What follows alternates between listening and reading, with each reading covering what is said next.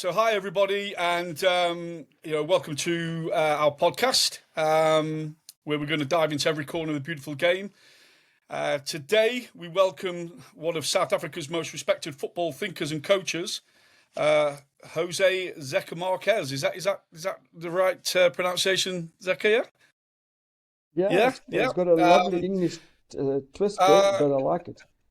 Zeca's let teams shape clubs and embrace the challenge of high performance leadership, in Africa now for a number of years.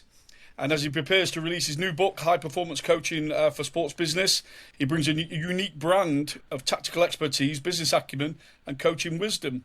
Zeca, welcome to the show. We're thrilled to have you with us. Paul, am I excited to be on the show with you and Chris? I mean, I know that when you and I communicate and we chat, you always talk about Chris. Now I know what Chris looks like. It's exactly what you've said. He's like a real athlete. So I'm so glad you invited me on your show. Thank you. Excellent. I don't know about the athlete, but I'm holding it in, sucking it in. keep it holding it. So Zeca, obviously for myself and Chris, obviously we're based in the UK. The one thing that we've done with social media, we have a large following of young footballers and young coaches in South Africa. Can you tell us a little bit of the state of the game, the state of football over there, coaching, education, and coaching in general? Is there a kind of is there a certain level that it's all at now, or does things need to improve, etc.? What's your opinion? No, I think it's global. South Africa has the same challenges as all the other countries have: coaching education, continuous coaching education with quality. I think the interest of the coaches in South Africa is huge. The hunger to learn is unbelievable. And I just look at it that sometimes the courses don't do justice to the knowledge that the guys want to acquire and need to acquire in this modern day and age. We have a D license, which is for development coaches. It's okay. It lays a foundation. It's not a proper course. It's a foundation. Unfortunately, people think that once they've done the D license, they all Jose Mourinho's, which is not the case. It's just it's an introduction, basically. And I think there needs to be a shift in that mentality. But generally speaking, the courses are on par with CAF. They are CAF accredited. South Africa is doing well in that way. So coaching education in South Africa is good. The interest to learn is good. And I think we're in the right direction. Slowly but surely we're in the right direction. Excellent. Zeca, I'm in coach education a lot.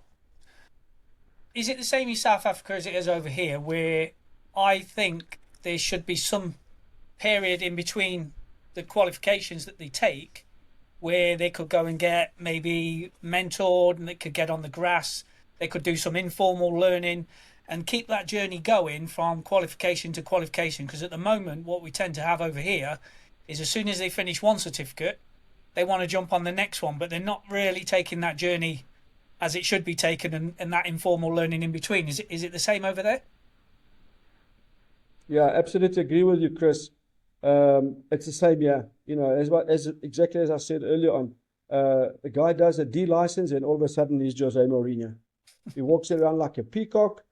He knows nothing. As you know, the courses don't teach you everything. It's a foundation, it's knowledge, but they don't teach you. The game teaches you. Working as assistant coach, that's where you learn. I started my coaching career very late because I decided to be assistant coach to 4 different coaches, and I was more qualified than them at one stage, in actual fact, most of the time. But I also realized that the more I learned, the less I knew. And that is when I realized that the theory is great, but learning from other coaches is the best way to learn. I mean, you're learning from people who have made mistakes, who have learned. I've done internships. My first internship, and I was watching on TV now because Benfica play Newcastle tonight, was with Bobby Robson when he was at Porto. That was my first internship. Amazing. I was 30 years old. And then the year after, 2 years later, I started doing my coaching courses. So I spent learning from different people. I spent time with a friend of mine because he's a coach in Portugal, Leonardo Jardim. I spent time. So I learned from different coaches even when I was coaching professional football. when there was a break, I used to spend time with him. And the more I spent time with him, the more I realized that the theory that I know is actually useless. It's the knowledge that I gained from talking to different people behind the scenes, how they interacted, how they coach players, how they adjust to different challenges in clubs. That was the education for me. It wasn't the theory. I can assure you that right now. And the sad part is that these coaching courses, they promote these coaching courses because they want to show that we're on par with the rest of the world, but they're not doing any favors to the coaches. And that's why our standard is low. South African football standard is low, Chris. Let me tell you. Yeah. C license, D license, whatever license you have, it's low because the guys don't have the knowledge of spending time with other coaches. I think that... Not to say they're not educated. Sorry, Chris. Not to say they're not educated. They just don't have the experience to coach. Well, I always think that sort of coach education courses, they give you structure, they give you a way of doing things, they challenge your thinking, but they don't really teach you about the game. Like you say, you have to get on the grass and you have to do the work. You know, sitting in front of a TV, you're not going to become a coach. You know, watching anybody or anything, you're going to pick up some bits, but you're not going to become a coach. You have to get on the grass and you have to do it. And that's, I think, where people are starting to fail now because they're not getting on the grass. They want to read books, they want to watch, they want to do this, they want to do that, and they want to do the other. But they don't want to do that informal learning. Everybody wants a piece of paper that says that they're the best coach. And I think that's where it's kind of falling down a little bit. And I do this for a job. And I still stand by it. I think they need to get out there and they need to do. I agree with you. I do some workshops occasionally here, and I always remind the coaches the biggest challenge is the ego. Just on top of that then, Zeca, how much has data analytics and things like sports science influenced sort of the game in Africa now? And have you embraced that kind of, all those kind of things to add to your coaching philosophy? It does play a role, Paul. I used it when I was at Morocco Swallows. We had all the gear, but I also realized that this is not PlayStation, and this is not a one-size-fits-all. Not every game is exactly the same as the previous game. It's good to use the data. It gives you a guideline, but the next game's a different game. It's a different opposition. It's a different demand. You're playing away. Maybe playing against top of the log. You can't tell the player, by the way, this is what happened data-wise. This is what we analyzed from you last week, because the next game is a different game. So I hear it. I understand it. I use it, but it doesn't drive my decisions. And I'll tell you why it doesn't drive my decisions, Paul. Because I still think coaching is human beings. It's from me to you. This is coaching. It's no longer, it's not the data analyst. That's for theorists. That's for people who want to have discussions in the pub and after the games. And the football pundits, by the way, in the studio, they want to discuss possession, 46, 45% and 80%. That's for the pundits to discuss. We know possession means nothing. All you need is one chance in the game, and that throws possession out the way. Me, Chris, Zeca talk. I know we've spoken in the past when I was out in South Africa. The game over here seems to be running away with stats now. And, you know, I've always maintained, and I've upset a few people over here, typical me, but I always say the only stat I'm worried about really is how many goals we put in one side and how many we don't concede in the other. And I do believe, you know, just for the audience, that the things we don't teach in these coach ed sort of qualifications now is the natural ability to see natural talent and to evolve as a natural coach. So it was just interesting to see over, you know, sort of in Africa, because the game is really evolving worldwide, isn't it? How if they're going down a similar route of, it seems to be that data analytics and all that encompasses everything else, not even somebody's own, you know, the ability for someone to see something natural in a game and to make a judgment. I mean, look, we've even got it on with VAR over here at the minute with the referees, where a referee cannot make a decision; it has to be overruled by sort of VAR, doesn't it? Because and they're still getting it wrong, Zeca. So it's unbelievably, it's a bit frustrating on our part, isn't it? And I'm sure it is for yourself, someone so experienced and that's managed at such a great level and won things. To sometimes there's like a new breed coming through that want to say that players should only train a certain amount of hours And this is what you should be looking at, possession-based football. And I just think sometimes we're taking it away from just a natural, beautiful game where we just go, sometimes let players play. Absolutely, I agree. I mean, I do a bit of work on TV as well, and I say at the moment, as we stand at the moment, football's gone backwards 30 years. 30 years. You look at the era where we looked at Johan Cruyff's, and even in South Africa, we had players like Ace Manini, Ace Nutsulenga. I mean, we had players that were like wizards on the ball, wizards. We don't see one wizard on the ball at the moment in South African football. There's maybe one or two. Before we had 20 on the field at any given time. We've killed creativity. And the interesting part for me is we talk about African players being full of flair and creativity, yet we coach them to play two-touch, and we coach them with drills. Yeah. A passes to B passes to... You're not thinking the game anymore. You're becoming a robot. And this is the current state of South African football as far as coaching is concerned, because it's easy to go to Google and download drills. I've done it when I started coaching. I don't do one drill anymore from Google. It's all my drills, because I analyze what I need to train in, and I create the concept of this is what I need to do. And that's how I improve players. I also moved away, and I learned this from one of the most successful coaches in South Africa, a guy by the name of Gordon Ingerson. Now, Gordon Ingerson, I was his assistant coach, and I realized with him, and I actually said this one day, I'm going to throw all my coaching books away, because Gordon's actually proved the theory wrong. Gordon coached during the game, during the training session. He coached. We didn't do drills.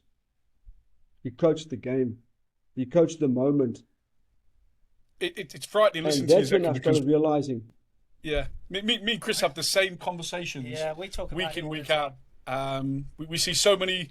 Look, it's not mistakes, but because we have to be careful that I mean, in this game, you can be seen as being an old timer.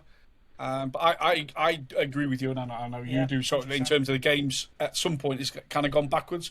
We spoke about Pep bringing so much into football in Europe, but what he's done is he's put, I think, coaching and the game back in so many ways, because everybody just wants to replicate what he does, and it's left the Premier. Well, it left the Premiership in a bit of a state probably 18 months ago. But as we've seen now in the Premier League, people are the dynamics of long throws, direct football, wingers that want to go past people now are kind of re-emerging in the game over here.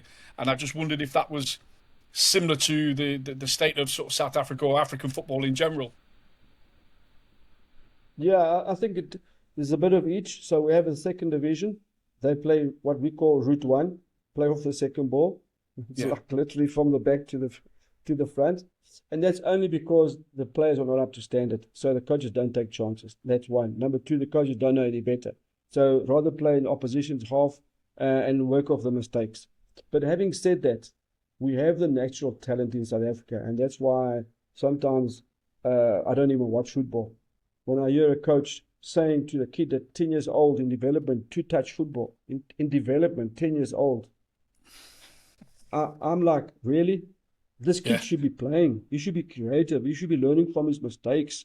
And this coach, because he follows Pep Guardiola, and that's the biggest problem we have, is that these guys, they download the sessions of Pep Guardiola and Jose Mourinho's. They forget that Jose Mourinho, Pep Guardiola, and all the others in the Premier League and worldwide at the highest level coach professional football. It's a different dynamic. When you're coaching development, it's there for a reason. That's why it's called development. And I look at these youngsters, and I see the African players. They want to take people on, and they want to show their flair. They want to play what I call improvised moment, just make it happen. And then you hear the coach on the side, no, two-touch, three-touch. And I'm like, under 10s playing two-touch and three-touch. Are you kidding me? And this is where we're going wrong in this country. Actually, not only in this country, worldwide. Because now we've all started becoming stereotyped with this two-touch football. Since when? You watch football in the era of the 80s, where I think that was proper football, Paul. When I used to watch the Premier League, the Ardiles of this world, the Glenn Hoddles, and many, many more. The list is endless. And where do you see those players now? I watched five. We watched 5 games. You saw, Paul, in South Africa. Yeah, In South Africa, you can watch 5 games on a Saturday afternoon, one after another, and sometimes 2 concurrently. And you switch from one game to another, it's exactly the same. The jersey is different. So in your opinion, Zeca, what? Because African players are so highly regarded now worldwide. You see them in every top league on the planet. In terms of your opinion, is what's missing from South African football that could elevate coaching? But more importantly now, this is probably a leading question into the next one. What's missing in your thoughts with the players and the infrastructure? Because there must be thousands and thousands of talented players just on the continent on its own. I've been over and seen sort of the quality that's out there. What, in your opinion, is missing? Why that percentage is not greater, that more are travelling into Europe or to other countries to ply their trade? South Africa is slightly different because in South Africa you earn a good salary. You earn a good salary in South Africa. That's why players, you earn more in some clubs in South Africa than going to Europe and playing, excluding the top clubs. Mm-hmm. So no one's going to leave South Africa if you're going to earn 40,000 euros to go and play in Portugal for 15,000 euros. Yeah. And you get those salaries now in South Africa. So there's no ambition from those players to go and to play overseas. And I understand football's a short career. You got to make as much as you can. And I've said this to players, and I've chat once in a while to them. If you're not chasing the money, get out the game. I'm sorry, get out the game. If you're playing for passion, at this current stage, you're in the wrong game. Because you need to make money. And this is what clubs don't actually realize. They have a responsibility to the human being. In Africa, your salaries are very low. So Mozambique, our neighbor next door, those players, they are looking to play in Europe because there they're getting nothing. In South Africa, they want to stay in South Africa. With a very few, they want to go and play. I mean, we've got one, Kyle Foster. He plays at Burnley. He'll earn a good salary there. Of course he does. But we don't have many that can play like Kyle Foster to go to Europe. That's the other challenge we have. Yeah. And the better ones are playing at Sundowns and are playing at Chiefs and are playing at Pirates and earning a very good salary. Is there anything missing in your experience? Is there, you usually when I think of South African players in general, the players that I've worked with, players that are actually in Europe now, some players that we work with over here, they come with great genetics in terms of power, pace. They usually come with that great technical ability and flair. What's the mindset like, Zeca? What's there? Is there? That's the challenge. What I'm trying to say, overall, there must be something that is, as a whole, something that's missing. Why more of these great, talented African young players, are not playing, in the South African Premier League or plying the trade, in other countries. Yeah, it's definitely a mental block.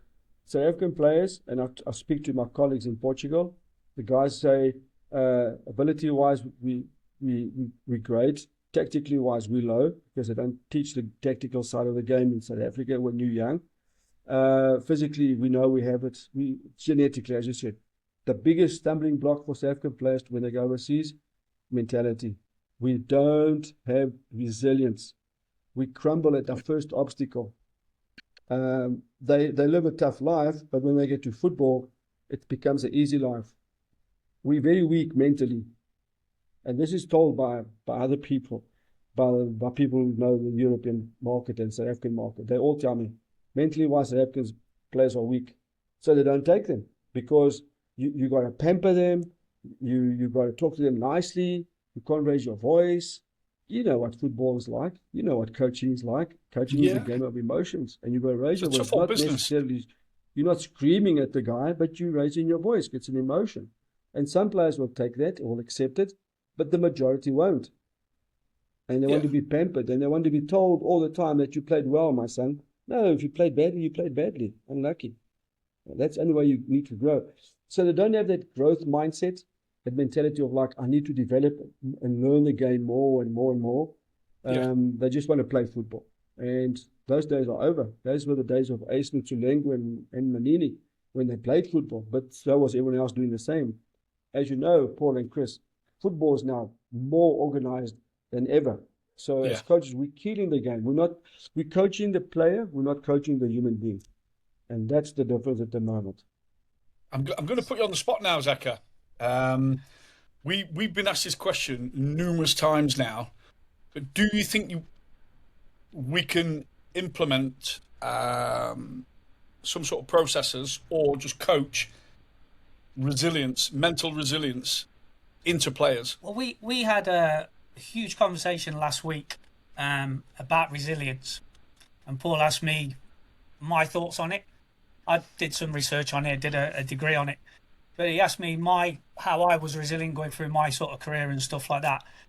I was just thinking, a question for you, thinking about your career, when was and what did you do during some sort of major sort of setback in your career? How do you deal with it? Because resilience is huge. You've just mentioned it. It's huge in football. But for yourself as well, as a coach, as a manager, how did you get through that as well? Because I'm sure players would love to hear how they do it, because they are soft in the head. A lot of them. You're exactly right. Yeah.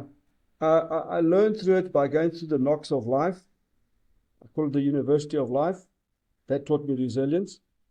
I learned through it by being disrespected and undermined by club owners who didn't respect the coach. And I realized then that if I was going to allow that to break me down, I was going to play into their hands. So I needed to be stronger. I needed to realize that that is a process that's going to mold me for a better version of myself going forward. So I took those knocks of life and being undermined and disrespected and being written in the newspaper negatively and people talking about you without even knowing you, saying that you're a bad coach without even realizing what you were going through as a coach. And I took that as an armor or ammo to strengthen me from within, to make me stronger and start realizing that I am worth something. These people don't know. They're not going to, what they say about me is not going to determine who I am. Was and there a that's time, what giving me strength to turn around. Yeah.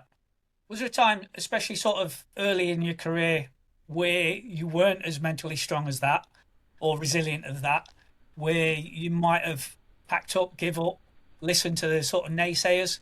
Or have you always been that sort of person where you just go, you know what, just get on with it, crack on, and ignore everybody? No, it's a great question, Chris. And this is what I always tell the players. I'm glad you asked that question. So I thrive on proving people wrong. I love it. I'm smiling because it sounds familiar. I love it. I love seeing people green in the face with envy. That is what makes me go. When you win the game and you walk out and it's that same journalist who was writing bad about you comes up to you and says, well done, great job. And you look at him and you go, my man. And you just smile at him because that is your answer. And that is what I thrive on. And that's the message I try and convey with the players. That the players are in the same position as we are. You know, people talk bad about them. When they score a goal, they're the hero. The next day, they miss a penalty. They get criticized and they get told to go. You know, the normal stories in life. And that's what I tell them. Our job is to prove people wrong, game after game. That is our biggest satisfaction. And that's my biggest satisfaction. So that's what keeps me going. Is this something, you know, when you're looking for players for your team? So if whenever you're building a team, is that one of the qualities you might look for? And if so, is there anything else that you might look at as well when you sort of choosing your players or signing players or, you know, working and developing players? Absolutely. So the first thing I look for, character. Number one, character. Attitude, team player, resilient in the sense of, coach, I'm here to play for I don't care what people say about me. That's what I look for. That's number one. Number two, number three, the character. Done. Then I look for something that the eye cannot see. And that's difficult to explain. That's called intuition. And then obviously the physical side of it, depending on the position that I'm looking for. I can't get a centre back if it's 1.2 tall if I'm looking for a centre back. But those are for me, character is everything. I pick character first over and above everything. And my most successful stint was with Swallows. We had the oldest team. Everyone used to criticize us. We had players that no one wanted. And I love players that I can turn them into rebels. It's again the process of proving them wrong.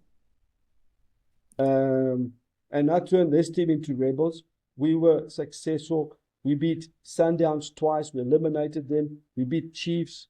So for me, working with players that want to prove people wrong, and this is where character, and also another one, Chris, players that want to learn, players that are coachable. That say, Coach, I'm limited. How can you help me? Yeah. I'm also limited. That's why Paul and I, when we chat, we sit on the phone for 2 hours. It's not a short conversation. and that's just Paul's introduction. That's just Paul saying good morning. Because Zeca, when you have someone like Paul talking with passion, it's easy. I go back to our time when we met up in South Africa, and the one thing that stands out to me was the talk you gave the young players, if you remember. And that's when I knew that me and you were going to get along brilliantly, because it was honesty, and it was telling the young players just what the game's all about and what they need to do. And I just went, wow, this is exactly how me and you are, wasn't it? It was fantastic. And what's really good, Zeca, is the amount of young players I think, that will hopefully watch this. We're trying to get the message across to them that especially over in England at this minute, but I get that this is a worldwide thing, is that we are coaching players just on, technical and tactical ability.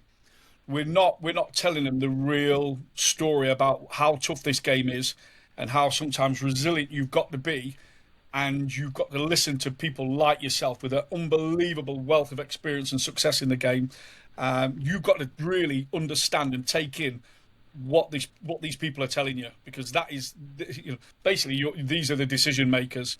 So you could be, technically very, very good, tactically very, very good, but you haven't got the mental resilience to go through the bad times. And I think it's 90% bad times in football, probably 10% good times. You're not going to have a chance. Well, you might have a chance initially of a short stay in football as a player, as a coach, as a manager. But the long term is that you see the people with the resilience to go through all the bad times are the ones that last and are there at the end. So that takes me on to you. You've been a really, really probably one of the most successful managers in sort of South Africa and in that sort of region. How do you measure success at club environment? Is it purely to win trophies, or is it something kind of on a broader sort of scheme? Yeah, it's a good question, Paul, and I'll tell you why. Every professional club plays to win trophies. So it's a two-pronged question there. I go to win trophies. That's my job. I want to win. Yeah. Winning trophies gives you gratification, it gives you recognition, it gives you everything else. But my biggest gratitude when I coach, this is to answer your question, is to see how many players I can develop from a humanistic point of view with life skills to make them a better person off the field, not just on the field. Because for me, they should be role models. For me, they should be people, when they go out into the community, they can make a difference in a positive way. Not just come and play football, then on the weekend go and do all the wrong things. So teach them life skills. Skill them in a way that they can learn to be better people. Because I've also seen that people with good character do become better professionals. People with bad character, there's two things that happen with them. They sign one contract and they never play again, or they end up in the gutters. Because you're only as good as when you play football. When you don't play football, your friends are gone. They forget you. And these players are not equipped with that. No one teaches them that, because coaches teach the game. That's why I call myself a transformational coach. I transform people. and then the footballer makes sense off the field and on the field. So to answer your question, Paul, yes, my job is to win trophies, but when I leave a club and I see 6, 7, 8 players better off and coming to me and saying, Coach, I've learned the most from you. Coach, thank you for teaching me this. Coach, I never knew that. Coach, I've been playing for 30 years and no one's actually even taught me that. Then I know I've done my job as a coach. It's easy to go there and put drills and make the soccer field look like an airport with all the different color beacons. It looks fantastic for the chairman. It looks as if, wow, this coach is shit hot. But I'm not coaching. I'm just training. Yeah. And that's the difference. So Zeca, what advice would you give an up-and-coming coach that wants to... everyone has dreams and aspirations. You've got a young coach sat in front of you that has the desire and applies himself right. What advice, what 2 pieces or just a piece of advice you'd give him that when he steps into his first role as a head coach stroke manager of a football club? Number 1, be humble. Number 2, continue learning. What you know tomorrow has got nothing to do with what you know today. Number 3, listen to people. Number 4, have a good character. Number 5, leave your ego when you leave your home. There's no place for egos in football. There shouldn't be places for egos with coaches. And let me come back to that question slightly different, Paul. My biggest gripe with the coaching courses is that the guys call the coach when he does first course. I don't know what you guys do. Introducing England? Chris? Yeah. You do introduction to coaching? Yeah. Yeah. And a guy gets a certificate and he's called a coach. A doctor doesn't become a doctor after his first year at university. Nor does a lawyer, nor does an accountant. It takes him 6 years. But we call a guy coach after the first little course, which means nothing. Yeah. So I've got my UEFA Pro. Now I can call myself a coach. Not because I have that badge. It's because I've served my apprenticeship. I've done what I had to be. I've done what I needed to do. But I've studied for 4 or 5 years. These guys come and they do UEFA. They do a little D license in South Africa, and they walk around and everyone's like, oh, he's a coach. That's the biggest problem. We put them on a pedestal when they should be learning. They should be considered APPIs, by the way. That's the name I would give them, apprenticeships, because that's exactly what they are. Because a doctor only becomes a doctor after 6 years, and a lawyer becomes a lawyer after 4 years. So those are the little dynamics that need to be looked at. And then those guys will realize that they're not coaches. They're in the process of becoming a coach. It's a process it's a 4-year program of becoming a coach, including yours, what you said, Chris, in the beginning. Spend time in the club, go and learn, come back, write reports. Then you'll see, work with different coaches. In actual fact, if I was head of any federation, I would never allow any coach to coach a team if he hadn't coached juniors. I agree. I think that's where you learn the most when you coach the babies, when you coach the little ones. They give you everything, especially how to tie shoelaces. Yeah. Spend more time tying shoelaces and behaviour issues. Yeah. Go and coach under 16, go and coach under 17. Yeah, I think the information that you've just given over, Zeca, is for me is refreshing. In our environment now, we kind of get a little bit of old school. People say old school, and I used to take it a bit personally, Zeca. Now, old school's kind of the new school because people are going back to methods that we use. I talk back about basics. Coaches that we came through under that were unbelievably Dick Bate, Howard Wilkinson, Mick Walker at Notts County. These are people, Paul Hart, that we both played under. These for me were unbelievable. Not just technically and tactically very, very good coaches, but they taught you about the game, Zeca. They taught you that it was a man's game. You had to grow up really, really quickly as a young player. You had to develop mental resilience. Both of us, as different pathways, haven't we? Yeah. But both of us experienced the unbelievable highs of the game. But no one actually sees the unbelievable lows when it does feel lonely sometimes, And on the manager front, everyone talks about the highs of my career. They'll talk about your highs. They'll talk about Chris's highs as a coach. no one sees the days when you doubt yourself, Zeca, when you've got the crowd that are wanting you out, when the screams, the social media that follow you around. People don't see the mental resilience that you have to build to just to stay normal sometimes. And I just think that this insight will be, and this is where we want to go with this, isn't it? We want to try and get across that this game is not just about supermodels, Lamborghinis, and big houses and finance. You have to earn your right as a player, as a coach, every day. And the advice you've just given then with to a young coach is unbelievable. But yeah, so moving on then. So you've got a forthcoming book titled "High Performance Coaching for Sports Business." Is that just come out now, Zeca? And tell us, one, why you've done it, why have you written the book, and two, what context is it in that people are going to be reading it? Hopefully, we'll get a few people that come and buy it from you are going to learn from it. So, Paul, the book is based through my journey. So it's not like there's 12 chapters. There's resilience. There's culture of a club. There's the meaning of culture. There's all these different topics. And it's all about me and certain moments in the training session or in the game, how I interact with the players. So I talk about communication.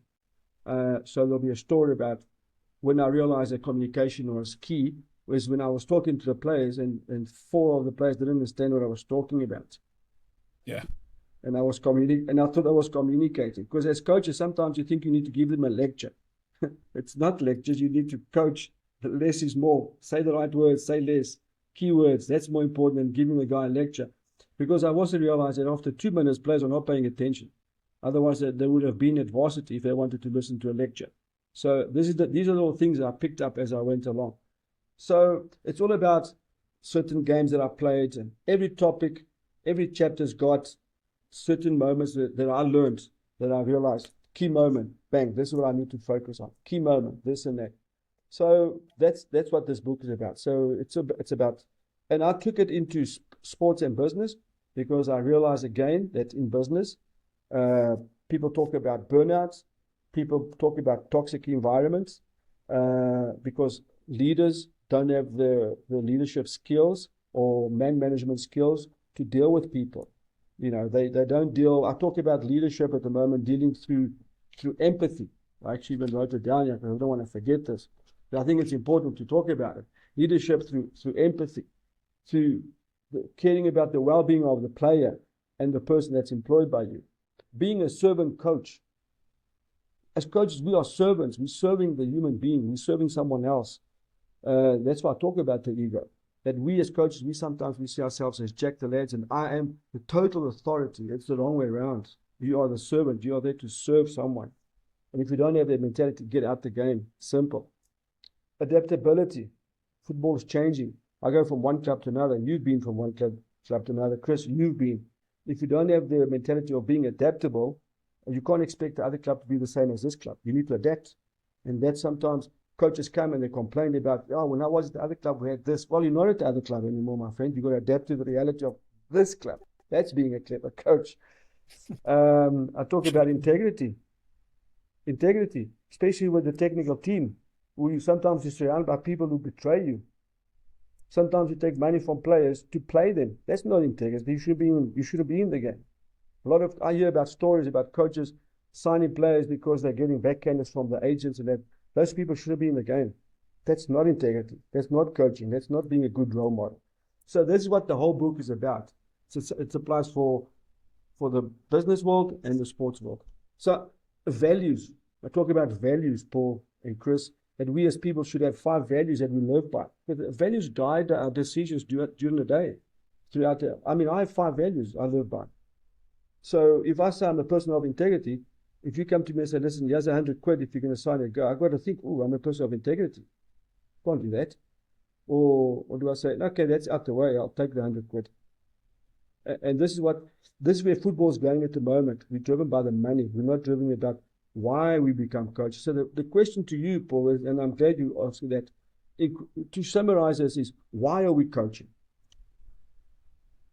The why is the key word here. Why am I coaching? Am I coaching because I want to help someone in the process? I'm coaching because I love the game, but there's a bigger purpose in this. There's a human factor attached to this. Do I leave a legacy in the club? I was listening early on to someone talk about Bobby Robson when he was at Newcastle, and now people still love him there because he greeted people, spoke to every single person. He was a nice person, and I experienced that when I was there. I'll never forget the story. I was watching his training session, and I was just watching because he was doing a training session that I was doing already. There's no secrets in football, but how do you do, Paul? And vice versa, Chris. It's how we do it. It's how we interact with people. That's the next level of coaching. And Bobby Robson came to me and he says, why are you here, son? So I said, well, Mr. Robson, I'm here for the next 3 months just to, to understand, be an intern with you. So I said, I don't see you making notes. So if you don't want to make notes, don't come back tomorrow. I'm like, oops, okay. Yeah. Because he cared. You see, that's the key. Yeah. He cared. So following on from that then, Zeca, what excites you about the future of football coaching? At the moment, Paul, to be honest, nothing. And I'll tell you why. Because football is a bit dysfunctional at the moment. It's very dysfunctional. It's led by people that have never kicked a football, love the game, and interfere in the game. So this is my take on this. We as coaches got to study to be coaches. A physio has to study to be a physio. And everyone on the bench has to be competent in what they do. But the people who impact the game the most are the most incompetent. So we are judged on other people's incompetence. That's the problem with football at the moment. That's So an does it excite me? No, it doesn't. unbelievable answer, Zeca. I think it's one because we're nearly up on his time. I just wanted to ask before we let you go, what's next? So obviously you've done a hell of a lot in the game. You've just released a book. What's now? Can't just sit back and do nothing. There must be something else on the horizon. What's the plan going forward now? Yeah, you're right. So Paul knows a little bit of the story. I'm in the process of putting a project together. I've got some investors from overseas to buy a club in South Africa. And we're going to change the face of South African football because we're going to run a club with integrity and the right way. Amazing. Absolutely amazing. So that's the next project. Hopefully it happens. Hopefully it happens. If it doesn't, maybe I'll go back to coaching again. I don't know. But Zeca, I've spoke to Chris about you numerous times, and this is why we wanted to get you on, for one of our early podcasts because, and I think the viewers that will see it will know that you're not just unbelievably experienced and successful in what you've done, but what I said about my story about when we was out in South Africa together is that I knew instinctively that, wow, one, this guy knows what he's talking about, but two, he doesn't hold back with. I find people fabricate things now about the game, and I don't think it does the game any good because you open yourself up to criticism. What me and Chris have done with our podcast, we've tried to tell the story from our point of view, from our experience, and sometimes you have to ride the waves with that because of this. I would call it kind of wokeness in the industry at the minute. I don't think there's a lot of true football people left in the game. I look at coach development, and there's not a lot of football people. Everybody seems to be coming out of university and read lots of books and fantastic and great and all that sort of stuff. But the true football people, I think, are getting few and far between in the game, where you can just have a good old honest conversation about football and listen to several different opinions all on the game from their own experience and their own knowledge, rather than something that's out of a book or off Google. Yeah, can I tell you why, Chris? A lot of these young coaches, they come onto the market, and the only one way to make headway is to come up with very special words, and they create all these jargons, bullshit people. Yeah. Okay, so you come up and you come up with ideas and you do a presentation to someone that's never kicked the ball, never read the book, but you bullshitting this guy. But hey, it works. But you go on the field, you got no communication skills, you got no leadership skills, never done a training session, you've never been challenged with any adversity in your life, but you're the guy that speaks very good English and you come up with the right words at the right time. And that just bamboozles everyone. And these are the people that are coming into the game. That's why we say, these are what I call the weeds that are coming through. The football guys are being left behind because our theory is on the field. This is where my office is on the soccer field. I don't talk in riddles when I talk outside. My interviews are really to the point and done. But I don't talk in riddles. I talk about the facts. But you get all, and I listen to this in Portugal, and I listen to England as well. Because I watch, we've got Super Sport here. We watch all the games in the world. Now we're going to get French football. So, and I listen to some of these coaches talking, and I'm thinking to myself, what game was he watching? Because it's not what I saw. No. Because you fabricate your own story afterwards. Yeah. I mean, Arnold Slot, Liverpool was complaining that Mourinho played direct football. So what? If I see that you have your defense is weak, my friend, which you should be sorting out, worrying about that. Don't worry about my game plan. And my game plan is to expose you. And he was complaining about that. Instead of worrying about talking about his game plan, he was talking about Ruben Amorim playing direct football and this and that. You see how he swapped it around? He turned it around and pushed it against the other guy. Yeah. So, and then you have journalists. I think the goalkeeper played one short pass for the whole game. He showed the stats of all the passes that the goalkeeper made, and he made one short pass, which was about 10 yards. And I think that was probably just the one time late in the second half where he played it. So what? They won the game. Who cares? I think what we want to do, Zeca, is it's not we think we know right and other people don't. We're just trying to put our perspective on. I want coaches to come through. I learned the hard way. So it was like on the grass, problem solving as you go along and trying to survive. That's all fair. Every day. And I just think I see people now. It's like the expectation of I deserve it. There seems to be a lot of coaches coming through. A lot of players seem to be doing it. I see young players now walking into dressing rooms with Louis Vuitton bags. And they haven't even played in the 3 first-team games yet. And I go, look, just go back to basics, work really hard, earn the right, and then you get your badge, if you get me. You get your first-team badge. You get your coaching badge. You earn the right. I just think there's, you made me smile when you talk about these buzzwords, because I've heard every kind of buzzword now in the game. And I go, well, this low block, high block, and I go, well, look, the game has not evolved or is not, in any way that much that you have to reinvent the game. It's just, go in, respect it, work really hard at it. And I think making mistakes is good in the game as a player, as a young coach. And this is what we want to do. We want to try and give an honesty to the industry now that I think has been missing for 10 to 20 years now, where people just want to, instead of going and earning the right, they just want the badge before they've done the course. And, so just to get that across to people, we're not in any way, shape or form condemning anybody or putting anybody down. This is like, I knew what we'd get with having you on, Zeca, and it's been fantastic talking to you, because it's just been pure, unbelievable experience at the highest level. So the knowledge you're passing down has been unbelievable. So, Yeah. No, listen, thanks for coming on. Really appreciate it. It's been amazing. And so and anybody that's out there, go and buy this, this coach's book, because I can guarantee you're going to learn something out of it. You will learn something out of it. Yeah. Zeca, look, really appreciate you coming on, taking the time to spend some time with us and talk to us. It's been absolutely fantastic and honest, and I love that. It's been great to meet you finally as well. I know what you look like now as well, so even better. So thanks for coming on.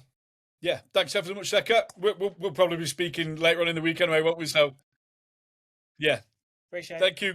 Cheers, mate. See you later. Bye